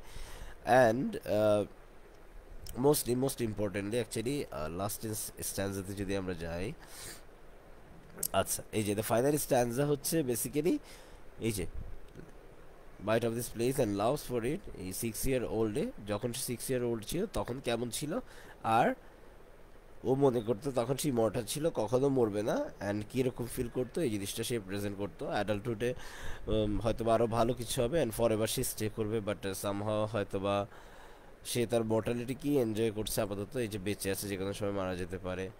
এখন সে বুঝতে পারে যে সে যে কোনো সময় মারা যাবে, অ্যান্ড এটা তাকে অ্যাকসেপ্ট করতে হবে। আমরা চাইলে আমাদের সব কিছু আমাদের এগেনস্টে নিতে পারি না, এই যে তার রিয়েলাইজেশন, এই জিনিসটা হচ্ছে পোয়েমের একটা one of the best symbol or theme, যেটাই আপনারা রিপ্রেজেন্ট করতে পারেন। আচ্ছা, দেন মাইকেল, দেন হচ্ছে সেন্ট কলেরিজ, এই যে the rime of the ancient mariner, তারপর হচ্ছে কুবলা খান। কুবলা খান মোটামুটি ইন্টারেস্টিং, এটাও ইন্টারেস্টিং। এখানে সবগুলো পোয়েমই হচ্ছে এমনি বলা আছে romantic poetry, but if you go to find for it, আপনারা দেখবেন এখানে মোস্টলি নেচার নিয়ে লিখে। এই যে ইজ হন্টিং, এটা কলেরিজের একটা poem. Guilt, punishment and redemption, blending adventure, supernatural elements and a strong moral lesson about respecting nature, কীভাবে নেচারকে রেসপেক্ট করা উচিত। এটা কার্মা, যেটা আমরা কোনো একটা ক্ষতি করলে এটা আমাদের উপর ব্যাক করবে, ওই ধরনের রিপ্রেজেন্টেশনটা এখানে আছে। এই যে আলফ্রেড টেনিসনের ব্যাপারে বলা আছে, আদার পোয়েমস এইগুলো পাওয়া যায়। এগুলো পুরো অন্যরকম। এই পোয়েমগুলোর কাজই হচ্ছে নিজেকে সেলফ ড্রিভেন একটা ইয়েতে নিয়ে যাওয়া, like we are contained and contaminated by our own desires and own cruelty. আচ্ছা, পোয়েমটা হচ্ছে বেসিক্যালি একটা এনশিয়েন্ট মেরিনারের শিপের ব্যাপারে, যেটা পাঁচটি ইকুয়েটর আর স্টর্মের মধ্যে দিয়ে গিয়েছিল কোল্ড রিজিয়নে, সাউথ পোলে। দেন সে ব্যাক করেছিল ট্রপিক্যাল ল্যাটিটিউডে, প্যাসিফিক ওশানে, but the mariner cruelly and killed a sea bird, অ্যালবাট্রসকে মেরে ফেলেছিল, সি বার্ডকে মেরে ফেলেছিল। এইখান থেকে আসলে একটা পাখিকে মেরে ফেলা থেকে কাহিনীটা শুরু হয়, বা গল্প পোয়েমের গল্পটা শুরু হয়, বা পোয়েমে যে গল্পটাকে রিপ্রেজেন্ট করেছে। সো ওল্ড ম্যারিনার ছিল, কোনো ইন্ট্রোডাকশন ছাড়াই মেন ক্যারেক্টার যেটা ছিল mariner, stops or detains one of the three wedding guests who are going to attend a marriage fest. যখন থার্ড লাইনে এসছে দেখা যাচ্ছে আমরা ওয়েডিং গেস্টের সাথে সারপ্রাইজিংলি মিট করে ফেলেছি, অ্যান্ড তারপরেই দুটো ফিচার রিপ্রেজেন্ট করা হয়েছে, his long grey beard and his eyes shining, guest is annoyed with the mariner for stopping him. তো এখানে একটা বিয়ের রিপ্রেজেন্টেশন থেকে আস্তে আস্তে আস্তে আস্তে অন্য রিপ্রেজেন্টেশনে মুভ করে, অ্যান্ড এই রিপ্রেজেন্টেশনে মোস্টলি যেটা দেখা যায় সেটা হচ্ছে he holds him with the skinny hand, there was a sheep, কোথি ডিটেল দেওয়া শুরু করে, লং বিয়ার্ড, তারপর হচ্ছে glittering eyes, lean thin hand. Mariner physically stop করতে যাচ্ছিল ওয়েডিংটা by catching hold of his hand and starts narrating, wedding গেস্টকে তার স্টোরি বলতে চাচ্ছিল যেখানে সে শিপে করে যাচ্ছিল। অ্যান্ড একটা হিপনোটিক স্পেল, এখানে কিছু এই যে সিম্বলিক ব্যাপার আছে। হিপনোটিক স্পেল মানে মানুষকে অবশ করে ফেলা, সরি কন্ট্রোলে নিয়ে আসা, বসে নিয়ে আসা। তো instead of holding the guest by his hand, the mariner now holds him with his glittering eye, and the wedding guest, on being hypnotized by the mariner, listens to him obediently and helplessly. এই যে সে control করে ফেলেছে, এই ধরনের, এটা imaginary kind of. এখানে spiritual কোনো ব্যাপার ছিল না, বাট ন্যাচারাল এলিমেন্ট ছিল। ন্যাচারাল এলিমেন্ট বলতে হচ্ছে মানে মানুষকে কন্ট্রোল করে ফেলা, মানুষকে বসে নিয়ে আসা, সুপার ন্যাচারাল যেগুলোকে বলা হয়, সুপার ন্যাচারাল ম্যাটারগুলোকে এটাকে এখানে রিপ্রেজেন্ট করেছে, সে কন্ট্রোল করেছে। তারপর হচ্ছে মেরিনার ওর স্টোরি বলেছে নিজের মতো করে। আবার যখন সে সমুদ্রের মাঝখান দিয়ে যাচ্ছিল, ডিজাস্টার এসেছিল, দে আর মেরিলি সেইলিং অ্যাকচুয়ালি, ওরা স্রোতের সাথে সাথে ঠিক মতোই যাচ্ছিল, বাট তারপরেও কিছু দিন প্রবলেম হয়েছে যেটা তারা কখনো টলারেট করতে পারেনি। দেন সূর্য উঠতে দেখেছে, ডুবে যাচ্ছিল, দ্যাট মিনস অনেকগুলো সময়ের কথা বলেছে, যে সময়গুলোতে তারা অনেক বেশি সাফার করেছে সমুদ্রের মাঝখানে। তারা সূর্য ওঠা, সূর্য উঠে যাওয়া সব কিছু এক জায়গা থেকেই বসে দেখেছে, কোনো মুভমেন্ট বা কোনো কিছুই পায়নি। তো তখনই ওয়েডিং গেস্ট আসে, তখনই রিকভার করা শুরু করে কনসিয়াসনেস, তারপর ওয়েডিং সেরেমনি শুরু হয়ে যায়। ততক্ষণে এই যেখানে একটা কথা বলেছে, beautiful, the bride whose face was as beautiful as the rose was being brought into the hall into the accompaniment of singers and musicians. Bride কে নিয়ে আসা হয়েছিল, অ্যান্ড ওয়ার্ড পেজ দিয়ে মোর মিউজিক্যাল আর পোয়েটিক্যাল একটা এমপ্লেসমেন্ট করে। রেড রোজের কথা বলা হয়েছে কারণ রেড রোজ হচ্ছে the symbol of love and the affection that admires the most beauty, মানে সবচেয়ে বেশি বিউটিফুলনেস হচ্ছে রিপ্রেজেন্ট করে রেড রোজ, যেটাকে কুইন অফ দ্য রোজেস বলা হয়। So miseriously body of the singers who had led the bride to the hall, পরে হলে নিয়ে যায়, and despite all the protest, the waiting guest is not allowed to go. The ancient mariner continues to narrate his story. This is because the mariner has hypnotized him, and now the guest has no option but to hear the story of the bright-eyed ancient mariner. এই যে এই ব্যাপারটা আর এই স্ট্যান্ডাটা হচ্ছে simultaneously আবার গল্প continue করতে থাকে। দ্যাট মিনস এখানে বলতে যাচ্ছে তার কাছে তার গল্প বলাটাই হচ্ছে সবচেয়ে বেশি ইম্পর্টেন্ট। সে তার গল্পটাই রিপ্রেজেন্ট করতে চাচ্ছিল এই বিয়েতে, অ্যান্ড কোনোভাবেই সে বিয়েটা হতে দিতে চাচ্ছিল না। অ্যান্ড এই যে এই পোয়েমে এনশিয়েন্ট ম্যারিনার আস্তে আস্তে টেরিফাই লুক করা শুরু করলো, এই যে জাহাজ ভেসে যাওয়া এই জিনিসগুলো সে ইয়ে করেছে। The wedding squeezed got to shower mercy on him and protect him from devils and tortured him. He asked the mariner why he looked thus. The mariner simply replied, I shot the albatross with my crossbow. এখানেই শুরু হয়েছিল, crossbow দিয়ে সে মেরেছিল, এই কারণে হয়তোবা সে disaster face করেছে, and এই কারণে হয়তোবা সে বাঁচতে পারছিল না সমুদ্রের মাঝখানে, কোনোভাবে সার্ভাইভ করে এসছে। It was criminal to kill the very creature who had brought a turning point for the better in their life. এইটার এই পাখিটার জন্য হয়তো বা তারা একটা বেটার জায়গায় পৌঁছাতে পারতো, বাট আনফর্চুনেটলি সে মেরে ফেলেছিল। অ্যান্ড এটাই হচ্ছে basically the rime of the ancient mariner. আর এখানে থিম হচ্ছে বেসিক্যালি এই যে the trust of the religious aspects এখানে আছে। এই যে পাখিটাকে মেরে ফেলার পরেই হচ্ছে প্রবলেমটা হয়েছে, এই প্রবলেমটার কারণেই হয়তো বা তারা এই ধরনের জিনিসগুলো ফেস করেছে, এই জিনিসগুলোকে রিপ্রেজেন্ট করা হয়েছে। আচ্ছা, এখন কলেজে যে কুবলা খান, এই কুবলা খানের ক্যারেক্টারটা হচ্ছে মাস্টারপিস, যেটা রোমান্টিক পোয়েট্রির একটা মাস্টারপিস হিসেবে ধরা হয়। ফ্যান্টাস্টিক্যাল রিয়েল, এই ওনার পোয়েমের মধ্যেই ন্যাচারাল অ্যাসপেক্টসগুলো থাকে, এগুলো নিজের মতো করে রিপ্রেজেন্ট করে, উনি নিজের মতো করে বানাতেন, নিজের মতো করে অ্যানালাইসিস করতেন, নিজের মতো করে এগুলো রিপ্রেজেন্ট করতেন। যেমন এখানেও দেখা যাবে কুবলা খান যে আছে একটা ঘর বানিয়েছে, অ্যান্ড এটা কমপ্লিট হওয়ার পরে সে ইরেকশন ম্যাগনিফিসেন্ট একটা প্লেজার বা প্যালেসের মতো বানিয়েছে স্যাক্রেড রিভারে আলফ। তারপর ওখানে যে ফ্লোট আন্ডারগ্রাউন্ড ছিল ডিস্টেন্সে, ওখানে আবার সমুদ্রের যে সূর্যের আলোগুলো আসতো ওগুলো পেনিট্রেট করতে পারতো না, কিন্তু ওই ফার্টাল্যান্ডে 10 miles enclosed with walls and towers all around one side of his land there were gardens full of aromatic trees. So সে বাগান ছিল, বাগানের চারপাশে সব হচ্ছে সুগন্ধি ফুল যেগুলো বলা হয়, তো এগুলো ছিল। অ্যান্ড বাকি 13 থেকে 31 নম্বর লাইনে আমরা যে ইম্পর্টেন্স দেখতে পাবো এটা হচ্ছে adoption of sound and rhythm. উনি বিভিন্ন ভেরিয়াস পার্টসে যে সাউন্ডস অ্যান্ড ডেসক্রিপশনস এগুলো শুনতে পারতো, বিউটিফুল গ্রাউন্ডের যে অ্যাট্রাকশনস ছিল এগুলো উনি বুঝতে পারতো। ওনার সবচেয়ে বেশি মিস্টারি আর ভগনেস ছিল, they are all really connected to the chasm, a fountain gushed. They are very ambitious words. Sausky Kublai Khan became addicted to luxury, so his ancestors urged him to shake off his lethargic and luxurious life and be ready for a life of adventures and wars. But or ready ছিল না, ওর কাছে ওর ইলিয়েশনাল লাইফটা অনেক বেশি important ছিল। সে প্যালেসে আছে, ভালো আছে, তার অনেক টাকা পয়সা আছে, এটাই ম্যাটার করে তার কাছে। সো রিদমিক্যালি যদি ভাবতে যাই তাহলে ওর উইন্টার প্যালেসে যে ওয়ার্ম অ্যান্ড রেগুলেটরি প্যালেস বা যে সিনাপসিসগুলো ছিল ওগুলো অন্যরকমই ছিল। যখন পোয়েট একজন অ্যাবিসিনিয়ান মেয়েকে দেখতে পেলো, গান গাচ্ছে, মেলোডিয়াস গান, আর এক্সিকিউটিভ মেলোডি প্রডিউস করছে, ডেক্লিমারে প্রেশার করছিল, তো ওই যে পাওয়ারটা আর মিউজিকটা এই জিনিসগুলোকে সে নিজের মতো করে রিপ্রেজেন্ট করেছে যে সে বিউটিফুল একটা প্যালেস বানাবে। কুবলা খান বাতাসে, আকাশে অ্যাকচুয়ালি, যেটাকে বাতাস হিসেবে রিপ্রেজেন্ট করেছে তার পোয়েমে। ওখানে অনেকগুলো সোয়েলিং নোটস ছিল, মানে এদিক ওদিক করা কিছু নোটস ছিল। অ্যান্ড তাকে এই যে his frenzied condition would frighten them so much that they would guard themselves against, মানে ও ভয় দেখাবে এমনভাবে যেন সবাই তাকে ম্যাজিক্যালি এমনিই পাহাড় দেওয়া শুরু করে, তার জন্য কোনো ধরনের অ্যাসপিরেশনস কাজ না করে বা কোনো ধরনের ফোর্সফুল কোনো কিছু যেন কাজ না করে। তার মেন্টালিটি একটু ডিফারেন্ট ছিল, সে অন্যরকমভাবে ভাবতো, অন্য কিছু ভাবতো, অন্যদের মতো করে ভাবতো না, নিজেদের মতো করে ভাবতো, নিজের মতো করে চিন্তা করতো, তার ইমাজিনেশন ব্রডলি অনেক ডিফারেন্ট ছিল।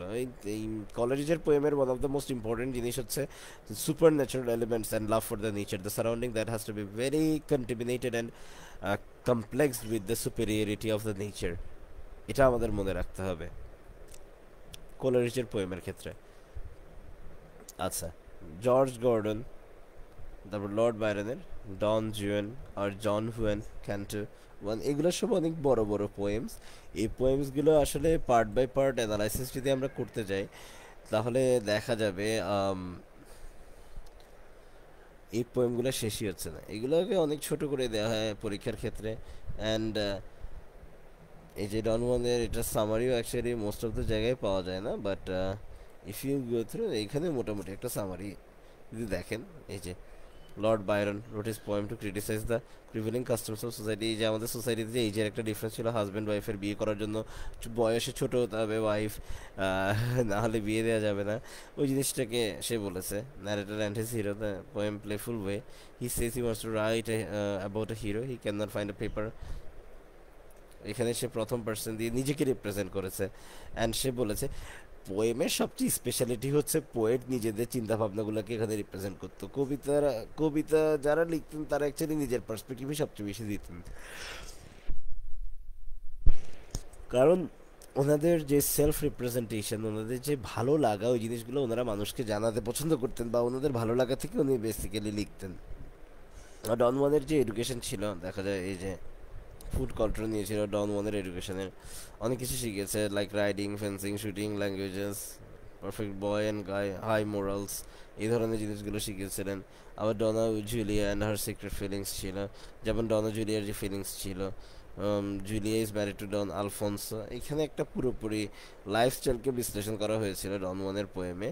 অ্যান্ড এই যে এখানে যদি দেখেন আপনারা, person one's overprotective and morally restrictive upbringing which inadvertently primes him for a sexual awakening that leads to an affair with the married Donna Julia and sets up a coming of age narrative that critiques hypocrisy and education। এখানে একটা জিনিস represent করা হয়েছে, এটা পুরোপুরি আলাদা। Lord বাইরনের পোয়েমের মধ্যে কিন্তু এই জিনিসটা আমরা দেখতে পাবো অনেকটা সময়, যখন আমরা বলবো এটা স্যাটারিক্যাল মক এপিক টোনে সে বলেছে যে ভালো লাগার চেয়ে, ভালোবাসার চেয়ে sexual desire one of the most important thing. এখানে কিন্তু সে এভাবেই তুলে দিয়েছে যে সেক্সুয়াল ডিজায়ার থেকে ultimately they have fallen in love with each other, তারপর তারা রিলেশনশিপে চলে গিয়েছিল। অ্যান্ড এই কারণে পোয়েমটাকে মকটা এপিক বলা হয়, কারণ একটা পার্সোনাল ডিজায়ার থেকে মানুষ কেমন রিলেশনশিপে যেতে পারে। যেমন দেখেন এখানে দেখেন, Byron immediately establishes a playful yet serious tone, he satirises typical epic poetry by beginning with a detailed account of Jules Bard and education rather than starting in medias res in the middle of the things. He also includes a satirical dedication to the other poets, notably Wordsworth and Southey. Wordsworth and Southeyকে আসলে represent করা হচ্ছে because রোমান্টিসিজমের আপব্রিঙ্গিংটা mostly ওখান থেকে এসেছিল। তো যে ডনা জুলিয়ার সাথে যে রিলেশনশিপটা ছিল, এটা হচ্ছে প্যাশনেট অ্যাফেয়ার ছিল, অ্যান্ড রোমান্টিক টেনশনটা এখান থেকেই কাজ করা শুরু করে। ড্রামাটিক হলেও জুলিয়াস হাজব্যান্ড ছিল ডন আলফোন্সো, ওর রুমে অনেক বেশি তোলপাড় করে, অনেক মারামারি করে, বাট জুয়ান সামহাও পালিয়ে যায়, অ্যান্ড একটা মিসেস হিসেবে তার যে দায়িত্ব ছিল সেটা পালন না করেই পালিয়ে যায় অ্যাকচুয়ালি। অ্যান্ড তার স্পিচে তার হাজব্যান্ডকে অনেক বেশি ক্রিটিসাইজও করেছিল। এটাই হচ্ছে মোস্টলি ডন ওয়ানের পোয়েমের, সরি ডন ওয়ান পোয়েমটার একটা সামারি। আর আচ্ছা, ওস ওডে টু ওয়েস্ট উইন্ড আর টু এ স্কাইলার্ক, এই পোয়েমটা অনেক বেশি ইন্টারেস্টিং। অ্যান্ড এই যে ফার্সি বাইস শেলির পোয়েম আসলেই অন্যরকম ছিল আমার পার্সোনালি মনে হয়, অ্যান্ড উইলিয়াম ওয়ার্ডসওয়ার্থের পোয়েমের সাথে কিছুটা মিল পাওয়া যায়। সরি। অ্যান্ড ওয়ার্ডসওয়ার্থ যেভাবে বলতেন নেচার হচ্ছে সব কিছু, নেচারে সব ভালো লাগা পাওয়া যায়, হেভেন এখানেই, সব ভালো লাগার সব কিছু এখানেই পাওয়া যায়। পার্সিফাই শেলির একটা ডিফারেন্ট ব্যাপার ছিল, ওনার ব্যাপারটা ছিল যে নেচার যেমন সব কিছু ভালো লাগার মধ্যে দিতে পারে, তেমন সব ধ্বংস করে দিতে পারে। সো হিউম্যান কোয়ালিটি বা হ্যাভিং ব্রেথ, এই ধরনের যে ব্যাপারগুলো, আনসিন প্রেজেন্সগুলো, যেমন আমরা নেচারের সব কিছু জানতেও পারি না, বুঝতেও পারি না, দেখতেও পারি না, একটা সময় হুট করে আসে, আবার একটা সময় হুট করে চলে যায়। তারপর আবার হচ্ছে যেমন এখানে ডেড অটম লিভসের কথা যে বলা হয়েছে, এগুলো কিন্তু সিম্বলাইজেশনস। এই যে ইয়েলো, ব্ল্যাক অ্যান্ড পেল, even hectic red reminds me of blood and sickness, এই যে অসুস্থতা অ্যান্ড এই ধরনের রিপ্রেজেন্টেশনকে সে তুলে ধরেছে মোস্টলি। অ্যান্ড স্ট্যান্ডার থ্রিতে যে জিনিসটা সবচেয়ে বেশি aspiring and interesting, that is এই যে the wind seeds where they lie cold and low, এটাকে এক্সপ্লেইন করে। উইন্ড হচ্ছে সব কিছু ক্যারি করে নিয়ে যায় গ্রেভ পর্যন্ত, না কাইন্ড অফ এটা সিমিলি অ্যাকচুয়ালি কম্প্যারিজন। এখানে কোর্পসের সাথে কম্পেয়ার করা হয়েছে, কোর্পস মানে হচ্ছে ডেড বডিজ যেখানে রিপ্রেজেন্ট করা হয় আর কি, এই ব্যাপারটাকে এখানে তুলে ধরা হয়েছে। সো আমরা সবসময় সব কিছু সমানভাবে করতে পারি না, নিজেদের মতো করতে পারি না, অ্যান্ড এই করতে না পারার ব্যাপারটা থেকে কিন্তু সব কিছু চলে আসে। And এই যে সব কিছু চলে আসে বলতে আমাদের ফিলিংস চলে আসে নেচারের প্রতি। আমাদের মোস্ট অফ দ্য কমিউনাল যে ব্যাপারটা আছে, আমরা দেখা যায় আমাদের টিপস, লাইফের যে টিপসগুলো ওগুলো আমরা অ্যাভয়েড করে চলে যাই। অ্যান্ড ওখানে দেখবেন কর্পসের কথা বলতে, এই যে ডেড, ওনার পোয়েমেও উইলিয়াম ওর্ডসওয়ার্থের একটা রিপ্রেজেন্টেশন পাওয়া যায়, সেটা হচ্ছে ডেথ। মানুষ যখন মরে যায়, মরে যাওয়ার পরে অনেক কিছু চেঞ্জ হয়ে যাওয়া শুরু করে। ওয়েস্ট ওডি টু ওয়েস্ট উইন্ড হচ্ছে অনেকটা সেই ধরনেরই। তো এখানে লুজ ক্লাউজ, এই যে again the speaker address the wind as a person calling it one who will lose clause.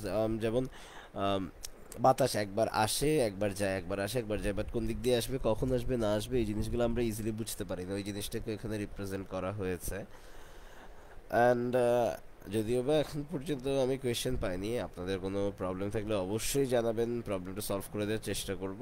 And হচ্ছে পোয়েমগুলোর অ্যানালাইসিসের ক্ষেত্রে মেইন যে থিমগুলো আছে ওগুলো অবশ্যই ফলো আপে রাখবেন। স্পার্ক নোটের যে ব্যাপারটা আমি বলে দিলাম, এই যে ওয়েবসাইটটা স্পার্ক নোট, এখানে মোটামুটি যে থিমগুলো খুবই জেনারেটিভ ওয়েতে দেওয়া আছে, এই যে এভাবে করে দেওয়া আছে, এই যে থিমগুলো এগুলো মোটামুটি পড়ে, আর সামারাইজেশনসগুলো এই যে বলে দিচ্ছি আজকে বা বুঝিয়ে দিচ্ছি, এই সামারাইজেশনগুলো পড়লে আপনাদের কমন পড়ার একটা পসিবিলিটিস পড়ে যায় বা চলে আসে। কারণ আপনাদের যদি স্টোরি লাইনটা জানা থাকে বা যে কোনো একটা পোয়েমের যদি স্টোরিটা জানা থাকে, তখন জিনিসটা আপনাদের জন্য ইজি হয়ে যাওয়াটাই হচ্ছে স্বাভাবিক। আর ক্যান্টো ফাইভে যদি আমরা মুভ করি, এখানে স্পিরিচুয়াল বিবিক্যাল রেফারেন্স, এই পোয়েমগুলোতে সবগুলোতেই মোটামুটি খ্রিস্টিয়ানিটি আমরা পেয়েছি। আগেরটাতেও পেয়েছি, অ্যালবাট্রস হচ্ছে একটা সিম্বল হিসেবে রিপ্রেজেন্ট করেছে রিলিজিয়াস, ও অনেক বেশি ভালো ছিল হয়তো বা তাকে মেরে ফেলাতে এ ধরনের প্রবলেমে তাদের পড়তে হয়েছিল। ঠিক এভাবে বিবিক্যাল রেফারেন্স দেওয়া হয়েছে, উইনকে গডের সাথে তুলনা করেছে। এটা খুবই স্পেসিফাই করে দিয়েছে, the trumpet of প্রফেসি specially refers to the end of the world as the Bible describes. এটা হয়তো বা পৃথিবী এভাবেই ধ্বংস হয়ে যাবে, এভাবেই শেষ হয়ে যাবে, আর এটা কখনোই পুনরায় বানানো যাবে না। বা এখানে যে হিউম্যানিটিসগুলো আছে বা ইনহ্যাবিটেন্টসগুলো আছে, এগুলোকে বলেছে হচ্ছে blow the wind to blow the trumpet. এই যে যখন এই যে আমাদের কি আমাদের সাথে তুলনা করেছে কাইন্ড অফ, আমরা যদি বলতে চাই বা যারা মুসলিম আছে ওরা জানে সিঙায় ফু দেওয়ার একটা ব্যাপার আসে। এই জিনিসটাকে এখানে বিবিক্যাল রেফারেন্সেও তো দেওয়া হচ্ছে যে পৃথিবী যখন শেষ হয়ে যাবে তখন একটা ট্রাম্পেটে ব্লো করা হবে, ব্লোয়ের সাথে সাথেই পুরো পৃথিবী ধ্বংস হয়ে যাবে। সো পৃথিবীতে আমাদেরকে যেরকম সুখ বা হচ্ছে ভালো লাগার মতো মুহূর্ত দেওয়া হয়, সেভাবে পৃথিবী আমাদেরকে ধ্বংস করে দিতে পারে, প্রকৃতি আমাদেরকে ধ্বংস করে দিতে পারে, এই ব্যাপারটা। আর টু আই স্কাইলার, এই পোয়েমটা যতদূর জানা আছে বা মনে পড়ে আমার, এটা হচ্ছে কাইন্ড অফ একটা প্রেজেন্স দিয়ে স্কাইলারকে একটা পাখি বা কিছু হিসেবে রিপ্রেজেন্ট করা হয়েছিল। এই যে soaring imagery elastic tone capturing the power of nature and the human imagination. হ্যাঁ, এখানে খুবই হাস্যোজ্জ্বল একটা পাখি বা হচ্ছে খুব হাসি খুশি একটা পাখি, ওর কথা রিপ্রেজেন্ট করা হয়েছিল। অ্যান্ড খুব প্রশংসা করা হয়েছিল যে বলেছে এই যে the song of the bird, এখানে song of the bird breath spirit, মানে যাকে দেখা যায় না, খুব আড়ালে থেকে সে নিজের মতো করে গান গেয়ে যাচ্ছিল বা সাউন্ড করে যাচ্ছিল, যেটা শুনে সবাই মুগ্ধ। আর এখানেই হার্ট ফল করা শুরু করে, হার্ট ফল করা মানে হচ্ছে তার প্রতি হার্ট ফল করা শুরু করে। সেকেন্ড স্ট্যান্সাতেও দেখা যায় বার্ড ওর এক্সেন্ট কমপ্লিট করছে না, সো সে যতটুকু উপরে যেতে পারছে যাচ্ছে। তো এখানে ক্লাউড অফ ফায়ারের সাথে কম্পেয়ার করেছে, খুবই পাওয়ারফুল অ্যান্ড আনস্টেবল। এইখানে বার্ডকে খুবই পাওয়ারফুল একটা সিম্বলিজম হিসেবে রিপ্রেজেন্ট করেছে, মানে পাখিটা খুবই সাইমালটেনিয়াস ছিল অ্যান্ড স্ট্রং একটা বার্ড ছিল। গোল্ডেন লাইটনিং বলতে হচ্ছে গড জিওসের কথা বলা হয়েছে, যে জিওসের কাছে এই যে দ্য থান্ডার গড যেটা আছে তার কথা বলা হয়েছে। অ্যান্ড সে খুবই ভালোভাবেই উপরের দিকে উড়ে যাচ্ছিল, পেল পার্পল স্কাই ক্রস করে, তারপর হচ্ছে তারা থেকে শুরু করে সব ভেদ করে যাচ্ছিল। এখন তারপর বলেছে if the bird has become a star of haven, এই যে পাখিটা যদি তারা হয়ে যায়। এখানে আবার কম্প্যারিজন করেছে bird and the moon, he is directly relating happiness and joy to the beauty of the natural world, মানে সারাউন্ডিংয়ের যত কিছু আছে সেই নেচারের সাথে আবার সৌন্দর্যের তুলনা করেছে, চাঁদের সাথে তুলনা করেছে, নেচারের সাথে এক্সাইটমেন্ট, মানে আমরা নেচারকে দেখলে কি পরিমাণ খুশি হই, আমাদের কি পরিমাণ ভালো লাগা কাজ করে, ওই ভালো লাগাটা আমাদের পৃথিবীতে বেঁচে থাকার জন্য যেই খুশিটা দরকার, এই খুশিটা রিপ্রেজেন্টেশন করেছে পাখিটাকে দিয়ে। আর এসেন্স অফ হ্যাপিনেস বলতে হচ্ছে আমরা যে জয়ফুল একটা লাইফ লিড করবো বা আমাদের যে ভালো লাগার মুহূর্তগুলো আছে ওই জিনিসটাকে স্কাইলার্ক বা পাখিটাকে দিয়ে কম্পেয়ার করা হয়েছে। যেমন like a poet hidden in the light of thought singing hymns unbidden till the world is wrought. তাহলে এখানে যে রিস্ট্রেন করা হয়েছে singing hymns unbidden that have unintended but wonderful consequences, the song of the bird forces sympathy to the surface the minds of this। এখানে আসলে ফ্রিডমের কথাও বলা যায়, যেমন পাখিরা ওদের ফ্রিডম নিয়ে ওদের মতো করে আকাশে উড়ে বেড়ায়, বাট তারপরেও কিছু না কিছু বাধা থাকে, কিন্তু মানুষরা ওই ধরনের লাইফ লিড করতে পারে না, বা স্টিল এই কম্প্যারিজনটা এইভাবেই চলে আসে। আমরা চাইলেও আমাদের মতো করে বাঁচতে পারি বা ভালো লাগা থেকে বাঁচতে পারি, আমরা নিজেদের ফ্যাসিনেশন নিজেরা খুঁজে বের করতে পারি। দেন 11th স্ট্যান্জাতে এটাও খুবই interesting, যেমন Shelley, rose that is protected and embowered on its leaves. The protection does not last forever and warm winds can blow off all its flowers in spirit। মানে অতিরিক্ত তাপ পড়ে গেলে যেমন সব কিছু ধ্বংস হয়ে যায়, ওই জিনিসটাও বলেছে, আস্তে আস্তে পেটালগুলো ঝরে যাওয়া শুরু করে, বাতাসের মাধ্যমে উড়ে যাওয়া শুরু করে। এখানে হচ্ছে এই জিনিসটাকে রিপ্রেজেন্ট করেছে যে হয়তোবা সময়ের সাথে সাথে সব কিছু ফুরিয়ে যাওয়া শুরু করে। আর উনি সবচেয়ে বেশি ইউজ করে মেটাফোর্স, পার্সনিফিকেশন, হিউম্যান সিম্বলাইজেশনস, এই ধরনের জিনিসগুলো উনি সবচেয়ে বেশি ইউজ করে। ওনার পোয়েমের মোস্ট অফ দ্য লাইন্সে দেখা যাবে পাখিকে মানুষের সাথে তুলনা করেছে, মানুষকে পাখির সাথে তুলনা করেছে। যেমন লাস্ট স্ট্যান্ডাতে দেখা যাচ্ছে উনি ওনার খুশিকে একটা পাখির প্লেজারের সাথে বা হচ্ছে পাখির খুশির সাথে বা ম্যাডনেসের সাথে ওভারকাম করার টেকনিকটা রিপ্রেজেন্ট করেছে। উনি এই জিনিসটা অ্যাবিলিটি হিসেবে নিচ্ছে, যেখানে জয়ফুল সাউন্ড ওনাকে বারবার শোনাচ্ছে, কিভাবে স্কাইলার্ক সাউন্ড করছে এই জিনিসটাকে ওনাকে বারবার শোনাচ্ছে। আর এটাই ওনার কাছে সবচেয়ে বড় হ্যাপিনেস ছিল, এই পাখির সাউন্ডটা, পার্সি বাই শেলির। আচ্ছা, দেন পার্সি বাই শেলির পোয়েমের পরে হচ্ছে ওরে টু মেলানকলি জন কিটসের, অ্যান্ড তারপর হচ্ছে ওরে on a Grecian earn.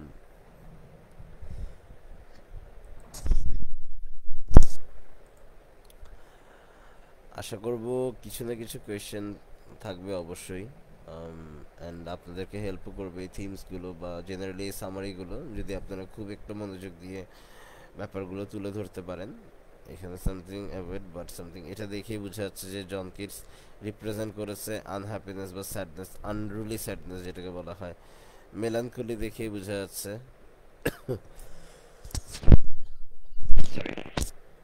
Okay. In the first stanza of ode to melancholy, Keats এখানে বলেছে মেলানকলি হচ্ছে basically something that makes you feel sad, বা হচ্ছে যেটা আপনাকে বার্ডেনের মতো ফিল করাবে। আমাদের নেগেটিভ ওয়ার্ডস আছে নো নট নট, যেগুলো হচ্ছে মানুষের ইমোশনকে, যে কোনো মেসেজকে হেল্প করে রিইনফোর্স করতে, যেগুলো আমাদের লাইফের একটা পার্ট, যেগুলো আমরা চাইলে অ্যাভয়েড করতে পারি না, আমরা কখনোই এগুলো থেকে দূরে যেতে পারবো না, আর এগুলো থেকে দূরে যাওয়া আমাদের পক্ষে কখনোই সম্ভব না। আর এই টেম্পারটেশন আমাদেরকে একটা সময় ডিস্ট্রয় করে দেয়।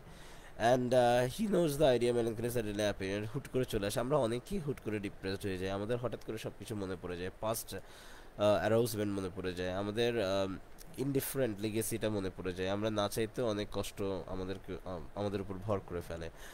আর স্ট্যান্জা 3 যেটা ফাইনাল স্ট্যান্জা, এটা অনেক বেশি ইম্পর্টেন্ট, সেটা হচ্ছে with beauty beauty that must die, সৌন্দর্য একসময় ক্ষয়ে যায় বা শেষ হয়ে যায়, এটা সেটা যেই হোক।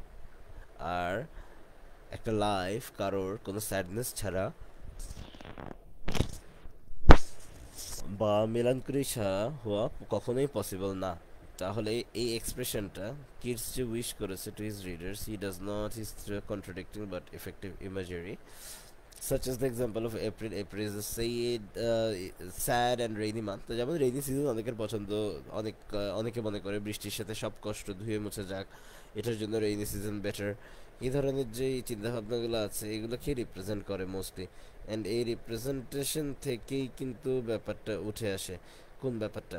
এই স্যাডনেসের ব্যাপারটা। আমরা অনেকে অনেক ধরনের সিম্বলিজম ফলো করি, অনেকে বৃষ্টি ভালো লাগে, ওই ভালো লাগা থেকে ওনারা ধরে নেয় যে আচ্ছা আচ্ছা বৃষ্টি আমার যেহেতু ভালো লাগে, বৃষ্টি হয়তো বা আমার এই এই উপকারগুলো করছে। অনেকের আবার মনে হয় যে না, বৃষ্টি আমাদের সব দুঃখ কষ্ট মুছে নিয়ে যাচ্ছে। এই ধরনের একটা রিপ্রেজেন্টেশন বৃষ্টিকে দেয়া হয়। অ্যান্ড আপনারা দেখতেই পাচ্ছেন যে আমাদের পোয়েট এখানে জন কিটস যেটা করেছে সেটা হচ্ছে বৃষ্টিকে একটা স্যাড রিপ্রেজেন্টেশন দিয়েছে। স্যাড রিপ্রেজেন্টেশন বলতে বৃষ্টি হচ্ছে স্যাডনেস নিয়ে আসে।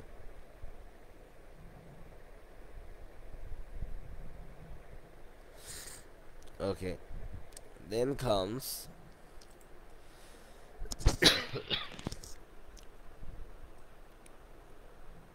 আচ্ছা ওডি টু নাইটেঙ্গেলটা একটু পড়ি না। এখানে আমরা একটু কি স্কাইলার্ক পড়েছিলাম, স্কাইলার্ক হচ্ছে দিনের বেলা ছিল, নাইটেঙ্গেল হচ্ছে রাতের বেলা, সেম রিপ্রেজেন্টেশন একটা পাখিকে নিয়েই বলা। অ্যান্ড ওডি টু নাইটেঙ্গেলটাও হচ্ছে অনেকটা ইনফরমেটিভ। জন কিটসের পোয়েমটা আমরা পড়লে মোটামুটি আমাদের মনে হবে ওই পোয়েমের একটা reflection, negative reflection. It's a beautifully crafted poem that explores the intersection of nature and the human experience, offers a poignant medication of transience and of all things. এটা অনেকটা নেগেটিভ ইমপ্রেশনের মতো লাগে ওডে টু স্কাইলার্কের। এখানে জন কিটস বলেছে ওই বার্ডের happiness বা disparity দেখে সে নিজে তার স্যাড যে লাইফটা ছিল এটাকে রিপ্রেজেন্ট করার চেষ্টা করেছে। এখানেও সে মেলানকলি এনেছে, স্যাডনেস এনেছে। দেন হ্যাভি এলুশনস, মিথোলজির কথা বলেছে, যে এই যে মিথস, নেচার আর ইমাজিনেশন খুবই ব্রিফলি হিউম্যান সাফারিংসকে রিপ্রেজেন্ট করে। সং অফ নাইটিঙ্গেল হচ্ছে এটার ইমপ্রেশন। অ্যান্ড এখানে আরেকটা শিফট হয়েছে আইডিয়ালিজম। কিডস বলেছে it would like to drink from a draught of the fine vintage, মানে খুব ভালো ওয়াইন খেতে চায় অ্যান্ড খুবই ভালো একটা আইডিয়ালিজমে সে ব্যাক করতে চায়। এটা কখনোই সম্ভব না, বা হচ্ছে তখন তার পক্ষে সম্ভব হচ্ছিল না অ্যাকচুয়ালি। অ্যান্ড কিডস অলসো এখানে একটা পোয়েট্রির এস্থেটিক ব্যাপার তুলে ধরার চেষ্টা করেছিল, সেটা হচ্ছে যেখানে কিডস ফ্যান্টাসি একটা ওয়ার্ল্ডে যাচ্ছিল, ডার্ক অ্যান্ড সেন্সেশাস লাইফে, ওখানে নাইটেঙ্গেলকে রিপ্রেজেন্ট করা হয়েছে দ্য নেগেটিভ অ্যাসপ্যারিটি, মানে মেলানকলি, স্যাডনেস। যদিও বা বার্ডের সিম্বলিজমটা হচ্ছে আর্ট, হ্যাপিনেস, ফ্রিডম, জয়, এইগুলো এগুলোকে রিপ্রেজেন্ট করে। অ্যান্ড সেকেন্ড হাফ যে ম্যাচুরিটি ছিল এই ট্রুথটাকে রিপ্রেজেন্ট করা, পেইনকে রিপ্রেজেন্ট করা। ওনার পোয়েমে মোস্টলি এই নাইটেঙ্গেলটা হচ্ছে, নাইটেঙ্গেলও একটা পাখি, স্কাইলার্ক একটা পাখি, দুইটা পাখি হচ্ছে হ্যাপিনেসকে রিপ্রেজেন্ট করে, নিজের মতো করে রিপ্রেজেন্ট করে উইথ অল দ্য অ্যাসপ্যারিটি। বাট একটা ডিফারেন্স হচ্ছে এখানে পাখিটার আওয়াজ শুনে বা পাখিটার কথা অবস্থান দেখে কবির নিজের স্যাডনেসের কথা মনে পড়ে গেছে, আর ওখানে কবির নিজের হ্যাপিনেসের কথা মনে পড়ে গিয়েছিল। And on his first looking into চ্যাপম্যানস হমার, এটাও আপনাদের one of the important poem, যদিও বা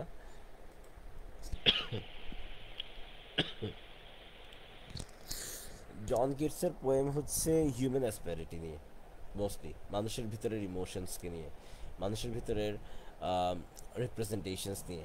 ওনার পোয়েম এই হোমারের মধ্যে ওর ইন্টেলেকচুয়াল যে প্লিজ ছিল বা ব্যালেন্স ছিল, রোম্যান্সেস ছিল ওডেন টাইমের, ওগুলোকে রিপ্রেজেন্ট করেছে। ওডেসি যেটাকে বলা হয়, অক্টেভ অফ সনের যেটাকে বলা হয়, এটাও এখানে অক্টেভ হচ্ছে আট লাইনের যে সনেটটা বলা হয়, এই সনেটটা এটা এই যে on first looking into Chapman's translation of Homer, এখানে ফার্স্ট স্ট্যান্সাতে পুরোটাই রিপ্রেজেন্ট করেছে তার অবস্থানকে, এই যে হোমারের কিংডমকে। এখানে বিউটিস অফ আদার পোয়েটকে তুলে ধরেছে, যেখানে হোমারের কিংডম রিপ্রেজেন্ট করার মতো অবস্থা ছিল না। Realm of gold to him, his quest for poetic beauty and delighted he experience is compared to the joy and delighted experience by an astronomer when he discovered a new planet. নতুন কিছু আবিষ্কার করেছে বা নতুন একটা planet আবিষ্কার করেছে। And imagination of fancy to him, এই যে চার পোয়েম ভালো লেগেছে রাজার, ওই পোয়েমটাকে এখানে তুলে ধরেছে। He had derived inestimable pleasure, but his reading of Chapman's translation epics gave him greater pleasure than he received from earlier readings.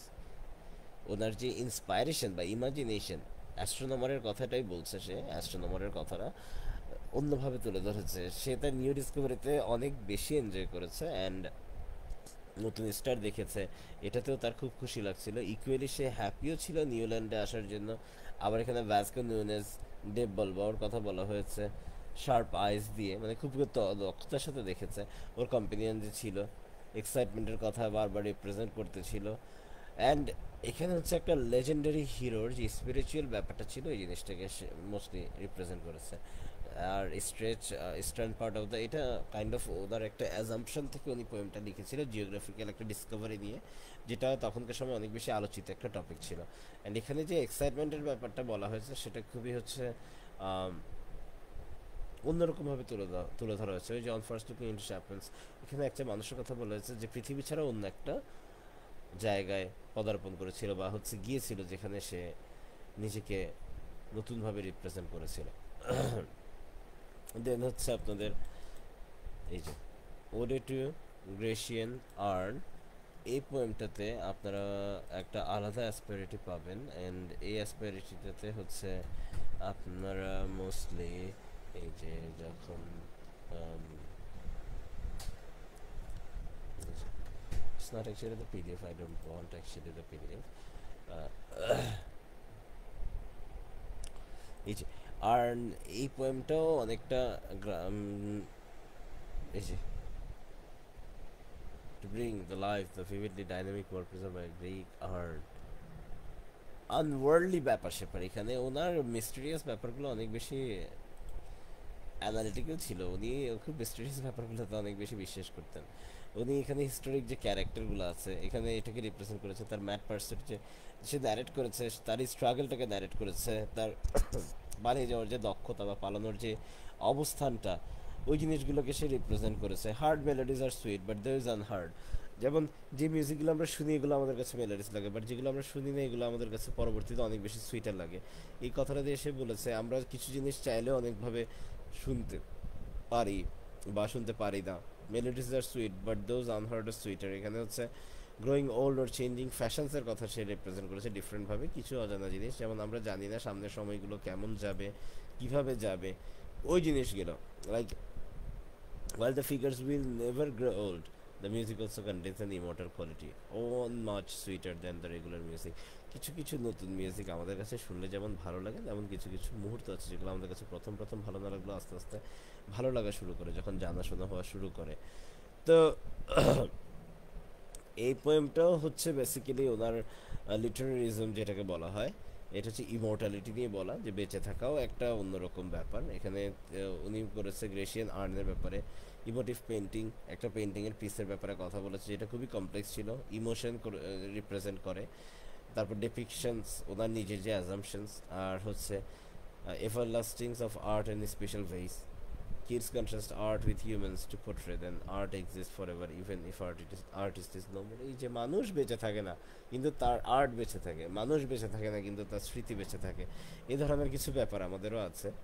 যেমন কিছু স্মৃতি আমরা চাইলেও ভুলে যেতে পারি না, হয়তো বা মানুষটা থাকে না। এই পোয়েমটার সেন্ট্রাল থিমই হচ্ছে এটা।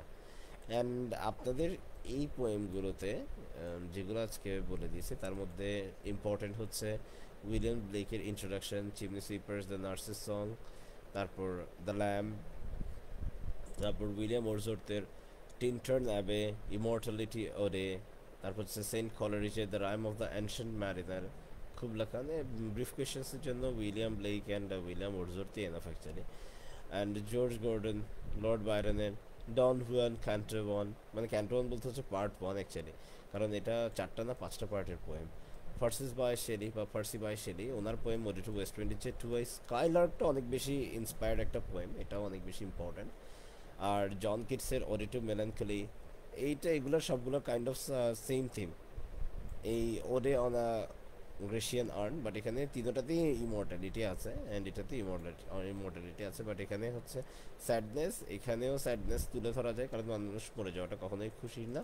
ওডে টু নাইটেঙ্গেল আর মেলানকলিকে কম্পেয়ার করে লেখা যায় ওডে অন আ গ্রেসিয়ান আর্ন, এটা আর এটা কম্পেয়ার করে মোটামুটি লেখা যায় যে মানুষ বেঁচে না থাকলেও তাদের আর্ট বেঁচে থাকে, আর মানুষ বেঁচে না থাকলেও তার যে খুশি হওয়ার মুহূর্তগুলো ওগুলো স্টে করে। তো আশা করি আপনাদের পোয়েমগুলো মোটামুটি ক্লিয়ার হবে অ্যান্ড অ্যান্সার করার যোগ্য কিছু জিনিস রিপ্রেজেন্ট করতে পেরেছি হোপফুলি ইনশাআল্লাহ। সো আমি চাইবো আপনারা তারপরও নিজের মতো করে একটু বোঝার চেষ্টা করবেন, আর স্পার্ক নোটে একটু একটু করে আপনারা যদি মোটামুটি থিমগুলো অ্যানালাইসিস করে নোট ডাউন করতে পারেন তাহলে এগুলো আপনাদের জন্য আরও ইজি, কারণ আমি অ্যাজ আ স্টুডেন্ট যখন ছিলাম তখন আমি নোট ডাউন করতে খুবই পছন্দ করতাম। সো যাদের নোট ডাউন করে পড়া ইজি মনে হয় বা রিকোয়ারেবল মনে হয় তারা অবশ্যই নোট ডাউন করবেন জিনিসগুলো। অ্যান্ড কোয়েশ্চেন অ্যান্সার্সের যে ব্যাপারগুলো আছে ইনশাল্লাহ ওগুলো আমরা ডিফারেন্টভাবে রিপ্রেজেন্ট করবো অ্যান্ড ওগুলো সাকসেসফুলি আমরা হ্যান্ড ওভার করবো। অ্যান্ড থ্যাংক ইউ, সব কিছুর পরে আজকের ক্লাসটা এখানেই শেষ করছি। থ্যাংক ইউ এভরিওয়ান, আশা করি শুনবেন অ্যান্ড ভালো লাগবে। আর কোনো প্রবলেম থাকলে অবশ্যই জানাবেন। Thank you so much.